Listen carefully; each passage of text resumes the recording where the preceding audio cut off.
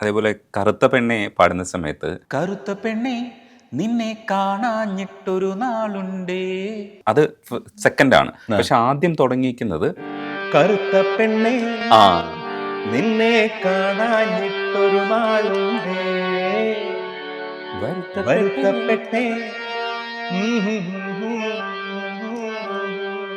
Violin അതെല്ലാരും കേട്ടിട്ടുണ്ട്. അതെ, ഞങ്ങളോട് പറഞ്ഞ സിറ്റുവേഷൻ അറിയാം. അതിങ്ങനെ ആ ഒരു റൊമാൻറ്റിക് മൊമെന്റില് ഒക്കെ നിങ്ങൾക്ക് അറിയാമല്ലോ, ശോഭനയും മോഹൻലാലും കൂടിയുള്ള വേഗം പറയൂ എന്ന് പറഞ്ഞിട്ടാണ് ഇത് പാടണത്. അത് കഴിഞ്ഞിട്ട് പിന്നെ ഞങ്ങളോട് പറഞ്ഞത്, പ്രിയദർശൻ ഇങ്ങനെ മോഹൻലാൽ ഇങ്ങനെ ഒരു ഉമ്മ കൈ വെള്ളയിൽ ഇങ്ങനെ ഇട്ട് കൊടുക്കുന്നു പൂന്നും പറഞ്ഞിട്ട്. അപ്പൊ അതൊരു റെഡ് ലിപ്സ് ആയിട്ട് രൂപാന്തരപ്പെടും ഗ്രാഫിക്സിൽ. എന്നിട്ട് അതങ്ങോട്ട് പുറത്തോട്ട് പോകുമ്പോഴത്തേക്ക് അത് 1 എന്നുള്ള 2 ആവും, 4 ആവും, 8 ആവും, 16 ആവും. അത് പിന്നെ ആയിരക്കണക്കിനായിട്ട് മാനത്തേക്ക് പോയിട്ട് മൊത്തം സ്കൈ മുഴുവൻ റെഡ് ലിപ്സ് ആവും. എല്ലാം ഗ്രാഫിക്സ് വർക്കാണ്. എന്നിട്ട് അതെല്ലാം കൂടി ചുരുങ്ങി ഇങ്ങനെ വന്നിട്ട് ശോഭനയുടെ കവളത്തൊറ്റ വീഴ്ചയാണ്, ഒറ്റ ഇതായിട്ട്. ഇത്ര ആവുമ്പോൾ നമ്മളിങ്ങനെ അമ്പച്ചിങ്ങനെ ഇതിന് ഏത് മ്യൂസിക് ആവോ ഇങ്ങനെ ഓർത്തിരിക്കും. അതിൽ നിന്ന് വന്നാണ്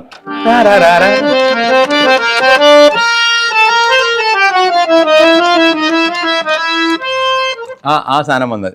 വയലിനിലും വയോള ചെല്ലോ ഇതെല്ലാം കൂടി അങ്ങോട്ട് വായിച്ചപ്പോഴത്തേക്കും ഏകദേശം ആ ഒരു രൂപം കിട്ടി. ഇത് സാധനം വെറുതെ അങ്ങോട്ട് നമ്മളാ കാട്ടിൽ തന്നെ ഇങ്ങനെ ഇരിക്കുകയാണ്, മോഹൻലാലും ശിവനെയും കൂടി ഇങ്ങനെ വെറുതെ ഇങ്ങനെ ഇരിക്കുകയാണ്. അപ്പോൾ കുറച്ച് കിളികളൊക്കെ പറക്കും എന്ന് പറഞ്ഞാണെങ്കിൽ ചിലപ്പോൾ ഈ മ്യൂസിക് വരില്ലായിരുന്നു.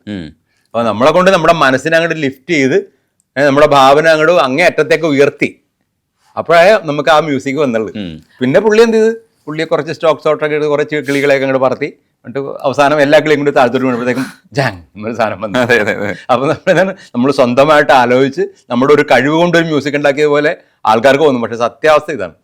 അപ്പൊ നമ്മളെ കൊണ്ട് പിഴിഞ്ഞിങ് എടുത്തുള്ളതാണ് ആ സമയത്ത്. അതോടൊപ്പം ഒരു കാര്യം കൊണ്ട് ഉള്ളത്, അതങ്ങനെ മുറിക്കാം, എം ജി ശ്രീകുമാർ മൂളിയാ മതി അവിടെ എന്നുള്ളത് ആരാ ഡിസൈഡ് ചെയ്തേ? അതൊക്കെ പ്രിയൻ തന്നെ ഇട്ട് അങ്ങനെ മതി. ആ വിഷ്വൽ ഉണ്ടല്ലോ പുള്ളിയുടെ. അതെ അതെ അതെ. അത് കഴിഞ്ഞിട്ട് ഒരു PP വരുന്നത് ആ സാധനമില്ലേ? ഷെഹനായി, ഇന്ത്യയിലെ നമ്പർ 1 ഷെഹനായി വിദഗ്ധൻ ബാലകൃഷ്ണ വായിച്ചത്. ഓ, അത് പക്ഷെ അസാധ്യമായിട്ട് ചിത്രീകരിച്ചു. ഞങ്ങൾക്ക് കിട്ടിയ ഭാഗ്യം സൗഭാഗ്യം അതൊക്കെയാണ്. അത് എന്നിട്ടേ ഞങ്ങൾ ഇങ്ങനെ ഉണ്ടായിക്കൊണ്ടിരിക്കുന്ന ബിറ്റ്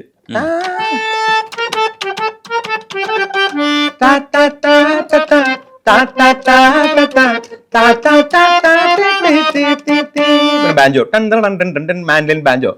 ഇത് കഴിഞ്ഞിട്ട് വയലിൻ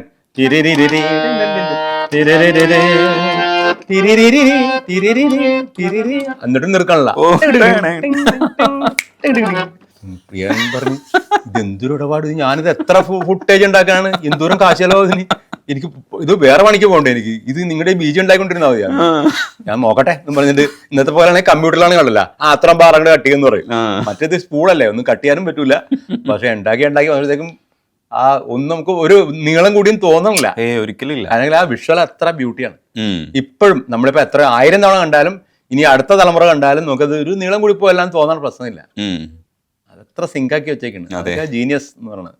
ഈ പടം ഇറങ്ങിയതിന് ശേഷമാണ് എനിക്ക് തോന്നുന്നു നിലാപ്പൊങ്കലായാല് ഭയങ്കരമായിട്ട്, നിലാപ്പൊങ്കലായാല ഒരു പ്രത്യേക ശബ്ദത്തിൽ കേൾക്കുമ്പോൾ നമ്മൾ ഭയങ്കരമായിട്ട് ശ്രദ്ധിച്ചു. പക്ഷെ അതിൻ്റെ ഇടയിൽ ഓഹോ ഓഹോ ഓഹോ ഏറ്റവും ആദ്യം അതാണ് തന്നെ. അത്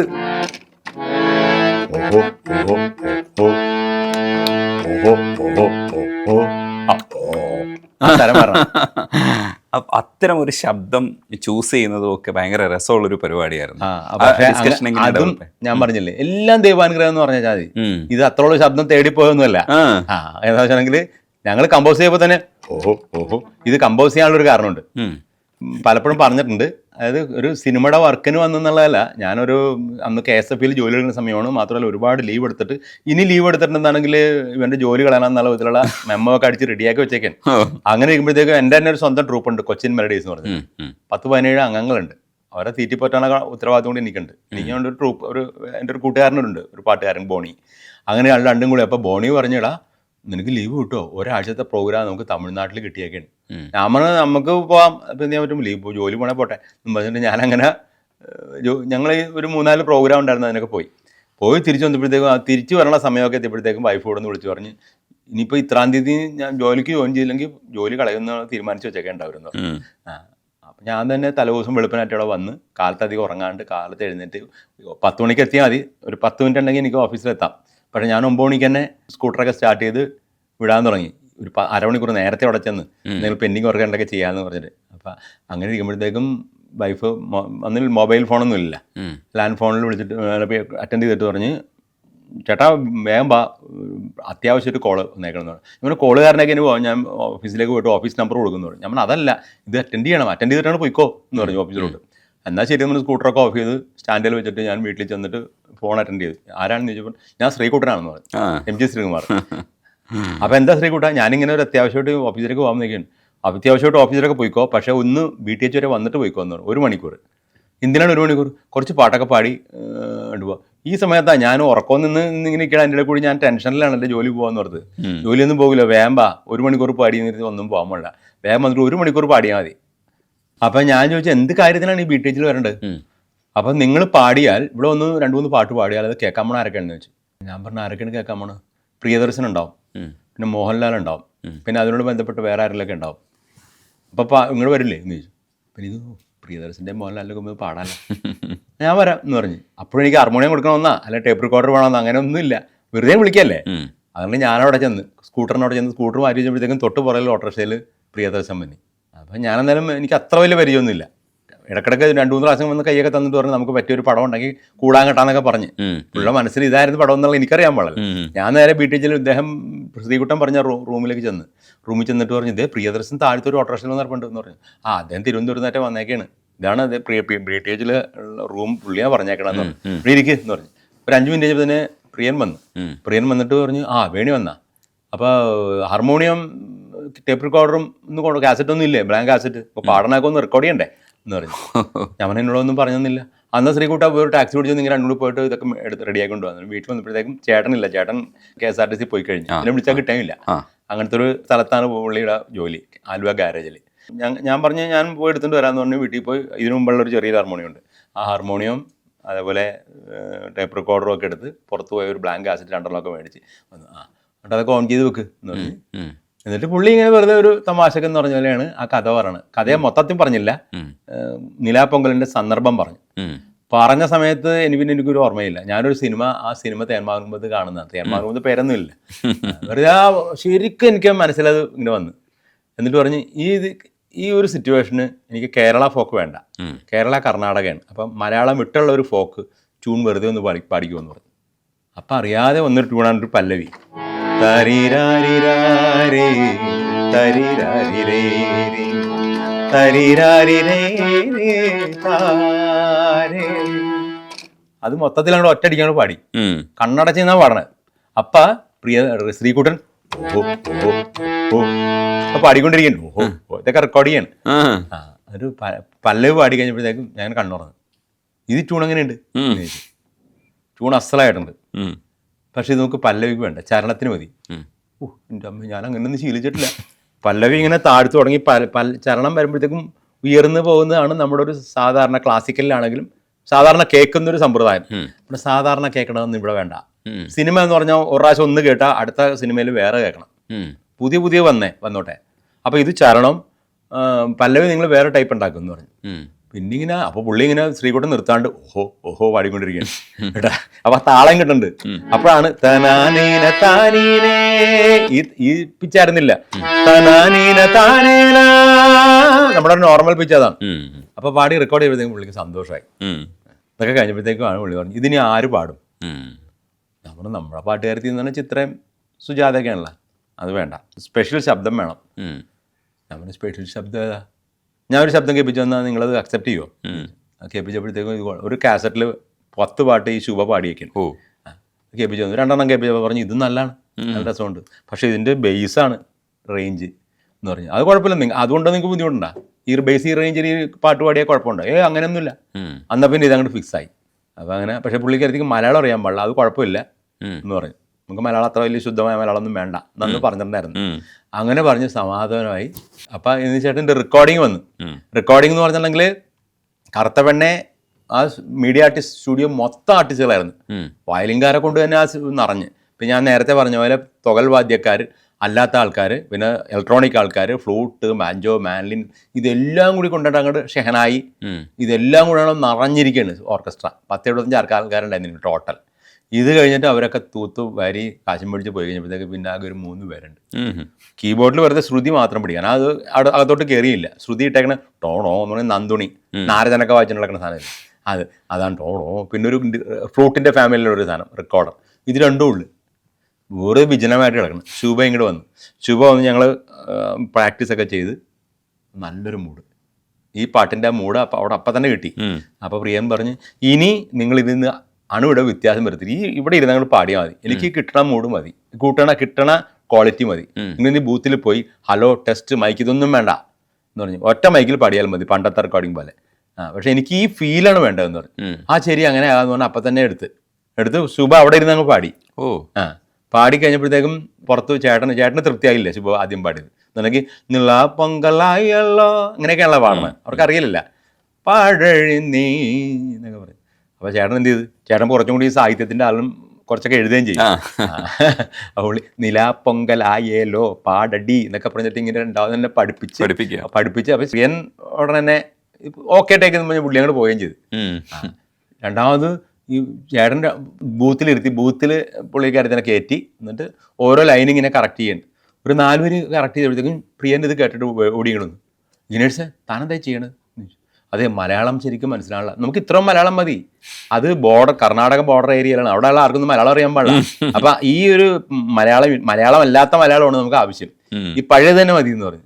അങ്ങനെ പക്ഷെ അത് ആ ബൂത്തിൽ എന്തായാലും ടോൺ തൊട്ടും നല്ലതായിരുന്നു. എൻ്റെ പേരിൽ ഒരെണ്ണം കൂടിയൊക്കെ പഠിച്ചെന്ന് തോന്നുന്നു, അല്ലെങ്കിൽ പഴയത് തന്നെ എടുത്താന്ന് എനിക്കറിയില്ല. അതാണ് അവിടുത്തെ. അപ്പൊ ഒരു അത്യാവശ്യം പുള്ളിക്ക് വേണ്ടത് മൂഡാണ്. ചില പാട്ടുകൾ വരുമ്പോൾ അങ്ങനെയാണ്, ടെക്നിക്കൽ പെർഫെക്ഷനേക്കാൾ അത്യാവശ്യം മ്യൂസിക്കൽ പെർഫെക്ഷനാണ്. പണ്ടത്തെ എല്ലാ പാട്ടിനും ഉണ്ടായിരുന്ന ഒരു പെർഫെക്ഷനാണ് മ്യൂസിക്കൽ പെർഫെക്ഷൻ. മനസ്സിന്റെ ഉള്ളിൽ നിന്ന് വരുന്ന ഒരു ഹൃദയത്തിൽ നിന്ന് വരുന്ന ഒരു മ്യൂസിക്കായിരുന്നു, ആത്മാവായിരുന്നു.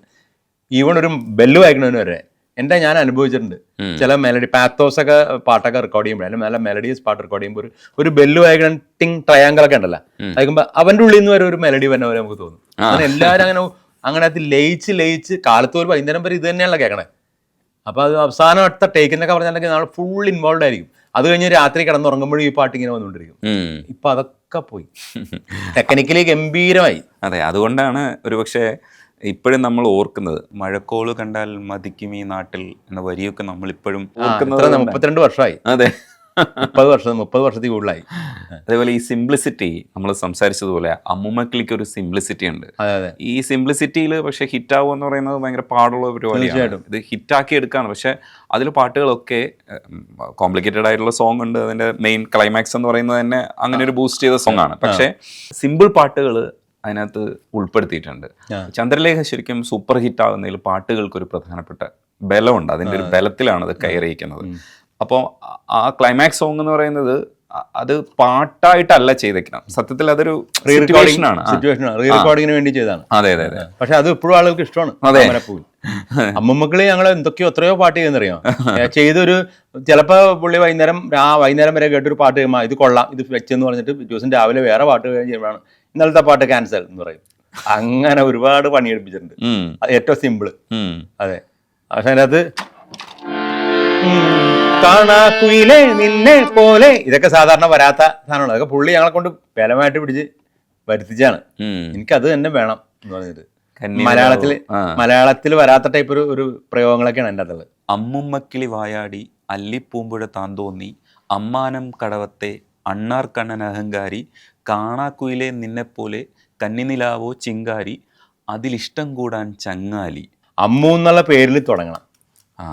അമ്മുമ്മക്കിളി. അതെ, അമ്മുമ്മ മസ്റ്റായിട്ടും വേണമെന്ന് പറഞ്ഞു. അമ്മുമ്മക്കിളി വായാടി അത് പ്രിയൻ തന്നെ കൊടുത്ത് അമ്മുമ്മക്കിളി വായാടി വേണം. പിന്നെ വേറെ വരികളൊക്കെ എഴുതിയൊക്കെ പുള്ളി വെട്ടി. പക്ഷെ അമ്മുമ്മക്കിളി വായാടി വെച്ചിട്ട് ആ കണക്ഷനിൽ എഴുതാൻ പറ്റണ്ടേ ഈ ട്യൂണിൽ. ആ പുള്ളിയും കുറെ കഷ്ടപ്പെട്ട് അവസാനം റെഡിയായി.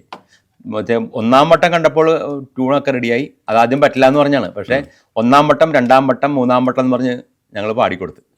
അപ്പൊ ഇത് കൊള്ളല്ല. അങ്ങനെയാണ് ആ പാട്ടിന് സിറ്റുവേഷൻ ഇല്ലായിരുന്നു. അപ്പൊ ഞാൻ പറഞ്ഞു, ഇത് നേരത്തെ ചേട്ടൻ പറഞ്ഞത് ഇതിന് സിറ്റുവേഷൻ, ഈ പാട്ടിന് സിറ്റുവേഷൻ ഇല്ലെന്നല്ല പറഞ്ഞു. ഇത്ര നല്ല പാട്ട് വന്നാൽ പിന്നെ ഞാൻ സിറ്റുവേഷൻ ഉണ്ടാക്കൂലേ. പുള്ളി ഒരു സിറ്റുവേഷൻ നടന്ന് കണക്ട് ചെയ്യണ ചെയ്ത് അങ്ങനെ പാട്ട് വെച്ചിട്ട് കണക്ട് ചെയ്ത് സിറ്റുവേഷൻ ഉണ്ടാക്കുമായിരുന്നു. ഈ ചന്ദ്രലേഖ ചെയ്യുമ്പോൾ ഞങ്ങളോട് ഒരു സിറ്റുവേഷനും പറഞ്ഞില്ല. കാര്യം പറഞ്ഞാൽ ഇന്ന മാതിരിയാണ് അത് വെട്ടത്തിനും. അതെ, നിങ്ങൾ ഉണ്ടാക്ക്, അത് വെച്ചിട്ട് ഞാൻ വർക്ക് ചെയ്യാന്ന് പറയും. അങ്ങനെ വർക്ക് ചെയ്യും. ഒരു പാട്ട് കേട്ടാൽ പുള്ളിക്ക് കഥ വരും. അതിൻ്റെ അകത്ത് ഈ പല്ലവി അനുപല്ലവി കഴിഞ്ഞിട്ട് പറഞ്ഞ് BGM എന്താ പ്ലാൻ ചെയ്യണമെന്ന് പറഞ്ഞു. BGM അപ്പോൾ നമ്മൾ സാധാരണ നോർമൽ BGM മാൻലിനും വയലിനും ഇതൊക്കെ അല്ലേ നമ്മളെ. അപ്പോൾ പറഞ്ഞു ജിബ്രിഷ് ഉണ്ടാക്കാൻ പറഞ്ഞു. അപ്പം ജിബ്രിഷ് എന്ന് പറഞ്ഞപ്പോൾ ആദ്യമായിട്ട് കേൾക്കുന്ന ഒരു വാക്കാണ്. ഇതെങ്ങനെയാണ് ഈ ജിബ്രിഷ്, എന്താണ് ഈ ജിബ്രിഷ് എന്ന് പറഞ്ഞാൽ, ജിബ്രിഷ് എന്ന് പറഞ്ഞാൽ കള്ള വാക്ക് വെച്ചിട്ട് ഒരു ഭാഷയാണെന്ന് തോന്നത്ത വിധത്തിൽ ഒരു ഭാഷ ഉണ്ടാക്കിയിട്ട് അതിൻ്റെ അകത്തൊരു ട്യൂൺ ഇടാമെന്ന് പറഞ്ഞു. അപ്പോൾ ഗിരീഷ് നീ ഉണ്ടാക്കടാ എന്ന് പറഞ്ഞു. പുള്ളിക്ക് ജിബ്രീഷും പറ്റില്ല, ഒന്നും പറ്റില്ല. പുള്ളി ഉണ്ടാക്കി വരുമ്പോൾ മലയാളമായി പോകും. അവസാനം പറഞ്ഞ് ഞാൻ ഉണ്ടാക്കാമെന്ന് പറഞ്ഞാണ് കൊന്നരി കൊന്നരി കൊനാരി ഒറ്റടിക്കാൻ ഉണ്ടാക്കി പറഞ്ഞാൽ ഞങ്ങൾ ട്യൂൺ ചെയ്ത്. പക്ഷെ അത് ആൾക്കാർ എഴുതണ ഇതൊരു ഭാഷയാണെന്ന് എഴുതി വളരെ ശ്രദ്ധിച്ചൊക്കെ പാടും. ഒത്തിരി തെറ്റിപ്പോയാലും കുഴപ്പമൊന്നുമില്ല, എല്ലാം ജിബ്രീഷ് അല്ലേ, അർത്ഥമില്ല അതിന്, ഒരു ഭാഷയല്ല. പക്ഷെ ജിബ്രീഷ് എന്ന് പറഞ്ഞാൽ എല്ലായിടത്തും ഉണ്ട്, എല്ലാ ലോകത്തിലെ എല്ലാ ഭാഷയിലും ജിബ്രീഷ് ഉണ്ട്. അപ്പം അത് ഒരു അർത്ഥമുള്ള ഭാഷയാണെന്ന് തോന്നത്തക്ക വിധത്തിലുള്ള പദങ്ങൾ കൊണ്ടുവരിക എന്നുള്ളതാണ്.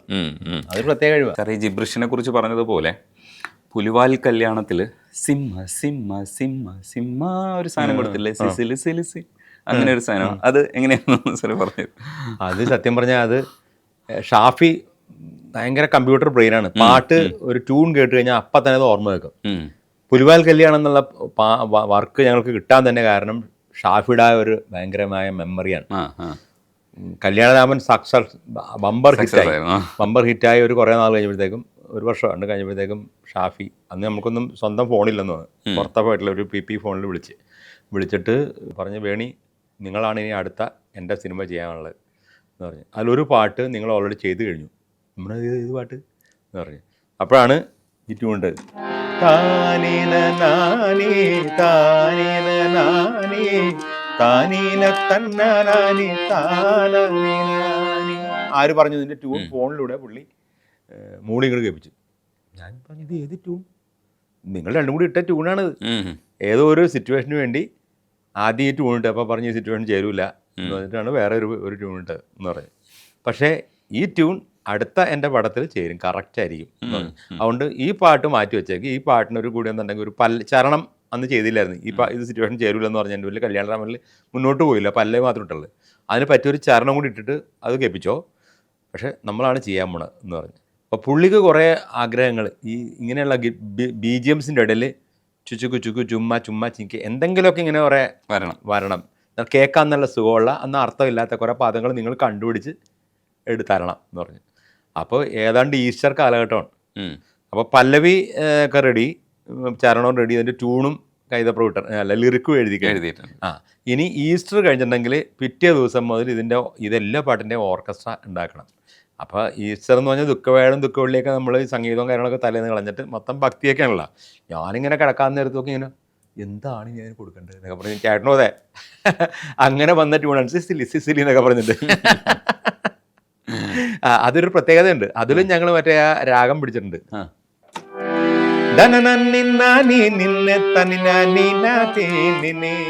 ഇതാണ് നമ്മുടെ ട്യൂണെങ്കിലും ശരിക്കും ഈ രാഗം പ്രാണസഖി പ്രാണസഖി സിന്ധു ഭൈരവി സിന്ധു ഭൈരവി രാഗരസം. ഇതാണ് നമ്മുടെ കൺവെൻഷണൽ ഈ രാഗത്തിൻ്റെ ട്യൂൺ. നല്ല സോഫ്റ്റ് ആയിട്ട് ഭക്തിരസമോ അല്ലെങ്കിൽ വളരെ സോബറായിട്ടുള്ള റൊമാൻറ്റിക് മെലഡികൾ, പതിഞ്ഞു കിടക്കുന്ന മെലഡികളൊക്കെയാണ് നമ്മുടെ മനസ്സിൽ കേട്ടേക്കണത്. അതിനൊരു ഉൾട്ടായിട്ടൊന്ന് ചിന്തിച്ചാണ്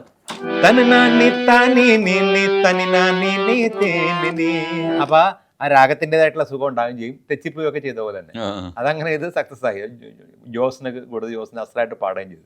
ജോസിന് 2-3 ടോണിൽ പാടി, ബേസും ടോപ്പും ഒക്കെ പാടി. അതിൻ്റെ ഓർക്കസ്ട്ര ഞങ്ങൾക്ക് ഏറ്റവും പ്രിയപ്പെട്ട ബെന്നി ജോൺസണും കണ്ണൻ എന്ന് പറഞ്ഞാൽ മരിച്ചുപോയ അവർ രണ്ടുപേരും ചെയ്തു. അവരുടെ അടുത്ത് അങ്ങോട്ട് ഏൽപ്പിച്ചു കൊടുത്താൽ ഇത് ഭദ്രമാണ്. ഓർക്കസ്ട്ര ഒരു ഐഡിയ അങ്ങ് കൊടുത്തു കഴിഞ്ഞാൽ ബാക്കിയുള്ള കാര്യങ്ങളൊക്കെ അവർ ചെയ്തോളൂ.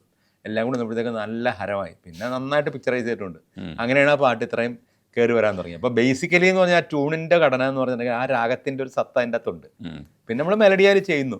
എന്തായാലും ഒരു ജനകീയമായിരിക്കണം, അല്ലാണ്ട് നമ്മൾ കുറേ കസർത്ത് കാണിച്ചിട്ട് കാര്യമില്ല.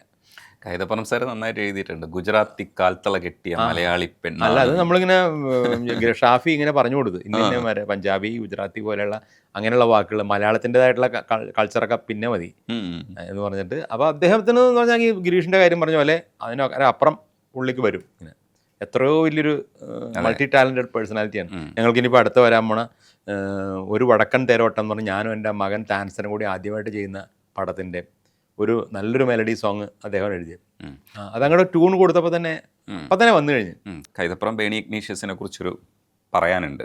അതിനു മുമ്പ് ഞാൻ സിംപ്ലിസിറ്റി നമ്മൾ സംസാരിച്ചുകൊണ്ടിരിക്കുമ്പോൾ ബി ആർ പ്രസാദിൻ്റെ മഴത്തുള്ളികൾ പൊഴിഞ്ഞിടുമി നാടൻ വഴിയും, അതേപോലെ തന്നെ ഒരു കാതിലോല ഞാൻ കണ്ടില്ല, തിരുതാളി വെച്ചതും കണ്ടില്ല, കളവാണിയാം കിളിയെ ഓർത്തില്ല, അകലെ എന്ന് പറയുന്നത്. അതിൽ അകലെ 2-3 ശ്രമങ്ങളാണ് എം ജി പാടിയിരിക്കുന്നത്. ആ അകലെ അത് അത്രയും ചിന്തിക്കാൻ കാരണം എന്താ? അകലെ അങ്ങനെ 2-3 വ്യത്യസ്തത വേണം. അതിൽ അകലേക്ക് മുമ്പ് ആ പാട്ടോടെ തീർന്നിട്ട് ബീജി തുടങ്ങിക്കഴിഞ്ഞു. പക്ഷേ എം ജി ശ്രീകുമാർ വികാരം അങ്ങോട്ട് കൊണ്ടിട്ട് അങ്ങോട്ട് നീട്ടി പോയതാണ്. സത്യം പറഞ്ഞു. അപ്പൊ ഞാൻ പറഞ്ഞ് ഇത്രയും വേണ്ട, നമുക്ക് ബീജി കയറിപ്പോയല്ല എന്ന് പറഞ്ഞു. പിന്നെ പറഞ്ഞ് നിർത്ത് നമുക്ക് ബീജിയും അകലെയും കൂടി ഒരുമിച്ച് വന്നാൽ എങ്ങനെ ഇരിക്കും നോക്കാം എന്ന് പറഞ്ഞപ്പോഴത്തേക്കും കുഴപ്പമില്ല, നല്ല സിങ്കായിട്ട് പോകുന്നുണ്ട്. അങ്ങനെയാണ് അത് വന്നത്. അകലെ ഭാഗിനെ മോളിൽ പാടുമ്പോ പറഞ്ഞ വയലിന് താഴെ പറഞ്ഞിട്ടുണ്ട്. അത് ശരിക്കും പറഞ്ഞാൽ ബീജി അവിടെ തുടങ്ങിക്കഴിഞ്ഞു. ഇതൊക്കെ പറഞ്ഞ പോലെ ഒരു നിമിത്തമാണ് അല്ലേ? അതിനൊരു രാഗത്തിന്റെ ഗുണമുണ്ട്. ശുദ്ധസാരംഗ് എന്ന് പറഞ്ഞ ഒരു രാഗം. അതും ഇങ്ങനെ പഞ്ചിൽ വരേണ്ട രാഗമല്ല. ഒരു കാതിലോല ഞാൻ കണ്ടില്ല, തിരുതാളി വെച്ചതും കണ്ടില്ല, കളവാണിയാ കിളിയെ ഓർത്തില്ല, അകലെ ഈ നാടു റാണിയായി തോന്നിയില്ല, പുഴ തോഴി എന്ന പോൽ തോന്നിയില്ല, ഇതിരാലോല എന്നോർത്തില്ല, പനമ. ഇങ്ങനെ ഒരുപാട് എഴുതി വെച്ചിട്ടുണ്ട് ബി ആർ പ്രസാദ്. അദ്ദേഹത്തിന് ഇങ്ങനെ പദസ്വാധീനവും വരികളൊക്കെ ഒരു പഞ്ഞമില്ലാത്ത ആളാണ്. നമുക്ക് പാടിയാൽ തീരില്ല, അത്രക്കധികം വലിയ പല്ലവിയാണത്. ഇതിങ്ങനെ വരാൻ കാര്യം എന്നുണ്ടെങ്കിൽ ഇതും ഇതുവരെ ഞാൻ നേരത്തെ പറഞ്ഞ പോലെ ഇതിന്റെ രാഗം ശുദ്ധസാരകം എന്ന് പറഞ്ഞ ഹിന്ദുസ്ഥാനി രാഗമാണ്. ഇതിന് നമുക്ക് കിട്ടിയിരിക്കുന്ന പാട്ടുകൾ മുഴുവൻ മെലഡിയസ് സോങ്സ് ആണ്. വാതിൽ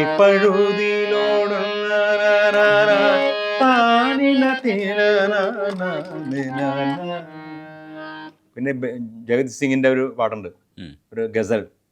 ദേരോഹരം ബസ്മേ വാലേ താനാനി നാനി നാനാ ദേരോഹരം ബസ്മേ വാലേ. ഇങ്ങനെ അങ്ങനെ പതിഞ്ഞ മെലഡിയസ് ആയിട്ടുള്ള സോങ് ആണ്.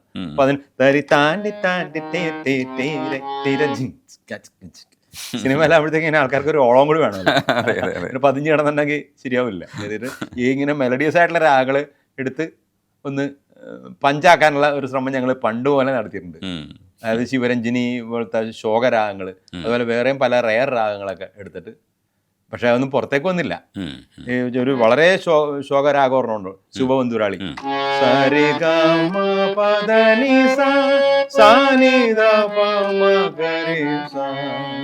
ഹൃദയത്തിൻ രോമാഞ്ചം രാഘവൻ പാട്ടിന്റെ പാടിയൊരു പാട്ട്.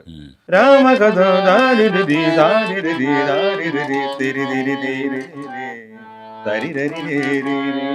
ശോകത്തിന്റെ കുത്തിയിരിക്കുന്ന രാഗമാണ്. പക്ഷെ അതിൻ്റെ അകത്തൊക്കെ ചിങ് പറഞ്ഞിട്ട് മാറ്റി ചിന്തിക്കാൻ ശ്രമിക്കും. അപ്പൊ ശോകത്തിൻ്റെതായിട്ടുള്ള രസോടെ അവിടെ ഉള്ളിൽ കിടക്കുകയും ചെയ്യും. എന്നാൽ നമുക്കൊരു പഞ്ച് കിട്ടുമ്പോഴത്തേക്കും എന്തോ ഒരു കൊളുത്തിപ്പിടുത്തം. ശോകം എന്ന് പറഞ്ഞിട്ടുണ്ടെങ്കിൽ മനുഷ്യന്റെ ജനിച്ചു വരുന്ന വീണ് തന്നെ കരഞ്ഞണ്ട, മരണം വരെ മരിച്ചു കഴിഞ്ഞാൽ പിന്നെ അവൻ ചിരിക്കുമെങ്കിലും ബാക്കിയുള്ളവർ കരയും. അപ്പൊ കരച്ചിൽ എന്ന് പറഞ്ഞാൽ നമ്മുടെ മനുഷ്യ ജീവിതത്തിന്റെ ഒരു സ്ഥായിയായ ഭാവമാണ്. അപ്പൊ അതിന്റെ ഒരു അംശം എടുത്തുകൊണ്ട് നമ്മൾ അതിനെ ഹാപ്പി ആക്കിയാലും എന്തോ ഒരു സാധനം കൊളുത്തി പിടിക്കണ നമുക്ക് തോന്നും. ഇത് ഞങ്ങളുടെ ജീവിതത്തിലെ ഒരു അനുഭവമാണ്. പ്രത്യേകിച്ച് ഭക്തിഗാനങ്ങളൊക്കെ ചെയ്യുമ്പോഴത്തേക്കും ഒരു ചെറിയൊരു പാത്തോസിന്റെ അംശം അതിൻ്റെ അകത്ത് കൊടുക്കും. മനഃപൂർവ്വം കൊടുക്കുമ്പോഴത്തേക്കും അതെന്തോ ഒരു മനസ്സിനെ അങ്ങനെ വലിച്ചിങ്ങനെ എടുക്കണ പോലെ തോന്നാറുണ്ട്. ഈ ഭക്തിഗാനങ്ങളെ കുറിച്ച് പറയുമ്പോൾ ഈ രഞ്ജിനി കാസറ്റ്സ് ആണ് ബേണി ഇഗ്നീഷ്യസിനെ ശരിക്കും പ്രിയദർശനിലേക്ക് എത്തിച്ചത്. തീർച്ചയായിട്ടും, യാതൊരു സംശയമില്ല. അപ്പോൾ രഞ്ജിനി കാസറ്റ്സിൽ ഒരുപക്ഷെ ശിബുചേട്ടനുമായിട്ട് തന്നെ ഊഞ്ഞാല്, പിന്നെ അല്ല അത് അതിന് ഓണവില്ല് അതൊക്കെ അത് കഴിഞ്ഞിട്ടാണ്. അത് ആദ്യം പോലെ ഓണം എന്ന് പറഞ്ഞൊരു അതാണ് ആദ്യത്തെ ഓണപ്പാട്ട്. അതിനു മുമ്പ് സിനിമാ പാട്ടിന്റെ ലേബലില് സിനിമാ പാട്ടാണെന്ന് ആൾക്കാർ വിചാരിച്ചോട്ടെ എന്ന് കരുതി ഒരു 8 പാട്ടൊക്കെ ചെയ്തിട്ടുണ്ട്. അതെ, സിനിമയാണെന്ന് തെറ്റിദ്ധരിപ്പിച്ച് മിഥുൻ ചക്രവർത്തി ആദ്യമായിട്ട് മലയാളത്തിലേക്ക് എന്നൊക്കെ പറഞ്ഞിട്ടൊക്കെ അങ്ങനെയൊക്കെ പരസ്യമൊക്കെ കൊടുത്തിട്ട് 8 പാട്ട്. അപ്പൊ ആൾക്കാർ ശ്രദ്ധിക്കും. അങ്ങനെയാണ് രഞ്ജിനി കാസറ്റ് ഇത്രയും ബൂമായത്. അങ്ങനെ ഒരു 3-4 വർക്ക് ചെയ്തു. ആദ്യത്തെ വർക്കിന് ഞാൻ ഓർക്കസ്ട്ര മാത്രമേ ചെയ്തുള്ളൂ. ഷിബുവാണ് അന്നത്തെ മാനേജർ, ഷിബു ചക്രവർത്തി, രഞ്ജിന്റെ മാനേജർ. അതിനുശേഷം രണ്ടാമത്തെ ഞങ്ങൾ 2-3 പേരോട് ചെയ്തു. അതിൽ 2 പാട്ട് ഞാൻ ചെയ്തു, ബേണി എന്നുള്ള പേരിൽ മാത്രം. പക്ഷെ ചേട്ടൻ എൻ്റെ കയ്യിലുണ്ടായിരുന്നു, ചേട്ടൻ്റെ പേര് അതിൻ്റെ അകത്ത് പുറത്തേക്ക് വന്നില്ലെന്ന് മാത്രമേ ഉള്ളൂ. 3-മത്തെ ഒരു മാപ്പിളപ്പാട്ട് ചെയ്തു. 4-മത്തെ പാട്ട് ഒരു ഓണം എന്ന് പറഞ്ഞൊരെണ്ണം ചെയ്തു. അതിൻ്റെ അത് മാർക്കോസ്, മിക്കവാറും എല്ലാം മാർക്കോസാണ് ആദ്യകാലത്ത് പാടിയിരുന്നത്, KG മാർക്കോസ്. അപ്പോൾ അത് കഴിഞ്ഞപ്പോഴത്തേക്കുമാണ് പിന്നെയും ഞങ്ങൾക്ക് കാസറ്റ് വർക്കുകൾ സ്ഥിരമായിട്ട് ഇങ്ങനെ രഞ്ജിനിയുടെ വരാൻ തുടങ്ങിയപ്പോഴത്തേക്ക് ഞാൻ പറഞ്ഞു വേറെ വർക്കുകളൊക്കെ, അന്ന് കാസറ്റ് അങ്ങോട്ട് ബൂമായി. ലോകം മുഴുവൻ കാസറ്റ്, മുട്ടിന് കാസറ്റ് കടകളും, ഒരു കാസറ്റ് ഇറങ്ങിയാൽ ആൾക്കാർ മേടിക്കും. അപ്പോൾ പൈസ മുടക്കുന്നവന് കാശ് തിരിച്ചു കിട്ടും, ചിലപ്പോൾ ഇത്തിരി ലാഭവും കിട്ടും. ആ ഒരു അവസ്ഥ ഉണ്ടായി. അങ്ങനെ മനുഷ്യൻ മുഴുവൻ കാസറ്റിലേക്ക് തിരിക്കുന്ന ഒരു കാസറ്റ് വിപ്ലവത്തിൻ്റെ ഒരു കാലം ഉണ്ടായിരുന്നു. അതൊക്കെയാണ് ഞങ്ങളുടെ ഒരു വലിയ ഭാഗ്യം. അപ്പോൾ അങ്ങനെ നമുക്ക് ഒരു കാസറ്റ് ഒരു ഗുരുവായൂരപ്പൻ ചെയ്ത് അടുത്ത അയ്യപ്പൻ ചെയ്യും, അടുത്ത ചിലപ്പോൾ ഒരു കോമഡി ചെയ്യും, അടുത്ത വിപ്ലവം ചെയ്യും. ഇങ്ങനെ എന്തെല്ലാം വെറൈറ്റി പാട്ടുകൾ ചെയ്യാമോ അതെല്ലാം ചെയ്തിട്ടുണ്ട്. പിന്നെ ഓണം ചെയ്യും, പിന്നെ വെറുതെ റൊമാൻസ് മാത്രം ചെയ്യും, പിന്നെ വിരഹ ഗാനങ്ങൾ ചെയ്യും. മനസ്സിലായില്ലേ? അപ്പോൾ നമുക്ക് ഒരു ജീവിതമായിട്ട് ബന്ധപ്പെട്ട് എന്തെല്ലാം വികാരങ്ങളുണ്ടോ അതെല്ലാം കാസറ്റിലൂടെ നമുക്ക് ചെയ്യാനുള്ള ഒരു സാഹചര്യം കിട്ടി. പിന്നെ ഉസ്മാൻ പറഞ്ഞ് ബേണി ഇവിടുത്തെ സ്ഥിരം മ്യൂസിക് ഡയറക്ടർ ആകണം എന്ന് പറഞ്ഞു. അപ്പോഴേക്കും എനിക്ക് ആൽബർട്ട്സ് കോളേജിൽ ജോലിയും കിട്ടി ലെക്ചറായിട്ട്. അങ്ങനെ ഇരിക്കുമ്പോഴത്തേക്ക് ഞാൻ പറഞ്ഞ് ചേട്ടൻ ഞാൻ കൂടിയാണ് മറ്റുള്ള കാസറ്റ് വർക്കും മറ്റുള്ള വർക്കുകൾ, നാടകത്തിൻ്റെ വർക്കും അങ്ങനെയുള്ള മറ്റുള്ളതൊക്കെ ചെയ്യണം, ഭക്തി ഗാനങ്ങളൊക്കെ ചെയ്യേണ്ടത് ഞാനും ചേട്ടനും കൂടിയാണ്. അപ്പോൾ ഞങ്ങൾ രണ്ടും കൂടി ഇങ്ങോട്ട് വന്നു കഴിഞ്ഞിട്ടുണ്ടെങ്കിൽ ഞങ്ങൾക്ക് ജോലി ഡിവൈഡ് ചെയ്ത് പോവുകയും ചെയ്യും, കുറേ കൂടി നന്നാവുകയും ചെയ്യും, പെർഫെക്റ്റ് ആവും. എന്നാൽ പിന്നെ വളരെ നല്ലത് എന്ന് പറഞ്ഞിട്ടാണ് ഞങ്ങൾ രണ്ടും കൂടി. അപ്പോൾ നേരത്തെയൊക്കെ ഇങ്ങനെ ബേണി വേറെ ഇഗ്നേഴ്സ് വേറെ ആയിട്ട് ഇങ്ങനെ ഒരു 5 പാട്ട് കിട്ടി, അതിൻ്റെ അകത്ത് 2 ചേട്ടൻ്റെ 3 ഞാൻ ഇങ്ങനെ നിന്ന് അമേരിക്കയിൽ പോയൊക്കെ ചെയ്തിട്ടുണ്ട് ഭക്തി ഗാനങ്ങൾ. അന്നൊന്നും തന്നെ കാസറ്റ് ഇല്ല, LP റെക്കോർഡില്ലേ, അർത്ഥം പണ്ട് കാലത്ത്. ഇന്നത്തെ ജനറേഷൻ അത് കണ്ടിട്ട് പോലും ഉണ്ടാവില്ല. EP റെക്കോർഡും LP റെക്കോർഡും ഒക്കെ. അപ്പോൾ അതൊക്കെ ഇവിടെ കേരളത്തിൽ പ്രിന്റ് ചെയ്യാനുള്ള സൗകര്യമില്ല. കൽക്കട്ടയിൽ നിന്നോ ബോംബെ നിന്നോ ഒക്കെ പ്രിന്റ് ചെയ്ത് വരണം. നമ്മൾ സ്പൂൾ മാത്രം കൊടുക്കും. എന്നൊക്കെ സ്പൂൾ മാത്രമല്ല റെക്കോർഡിങ്ങിന്, സിംഗിൾ ട്രാക്ക് അല്ലെങ്കിൽ 2 ട്രാക്ക് റെക്കോർഡിംഗ് ഒക്കെയാണ്. എല്ലാവരും കൂടി ഒരുമിച്ച്, പാട്ടുകാരൊക്കെ കൂടി ഒരുമിച്ച്. അത് നമുക്ക് ഡേ ആൻഡ് നൈറ്റ് ഒന്നും ഇല്ല. കാലത്തെ അങ്ങോട്ട് തുടങ്ങി കഴിഞ്ഞിട്ടുണ്ടെങ്കിൽ 10 പാട്ട് ഒക്കെ 12 പാട്ടൊക്കെ തീരണ വരെ വർക്കാണ്. 48 hours. അത് കഴിഞ്ഞ് പിന്നെയും പോവും, ചിലപ്പോൾ വീണു പോകും ചിലപ്പോൾ നമ്മൾ. അങ്ങനെയൊക്കെ ഒരു വർക്ക് ആ കാലഘട്ടം ഉണ്ടായിരുന്നു ആദ്യ കാലങ്ങളിൽ. ഇപ്പോഴത്തെ തലമുറക്കൊന്നും അറിയാൻ പറ്റില്ല. നമ്മളൊക്കെ അത്രയും കഷ്ടപ്പെട്ടിട്ടുണ്ട് ഇവിടെ ഒരു കേരളത്തിലൊരു നല്ലൊരു മ്യൂസിക്കിൻ്റെ ഒരു സീൻ ഉണ്ടാക്കാൻ വേണ്ടിയിട്ട്.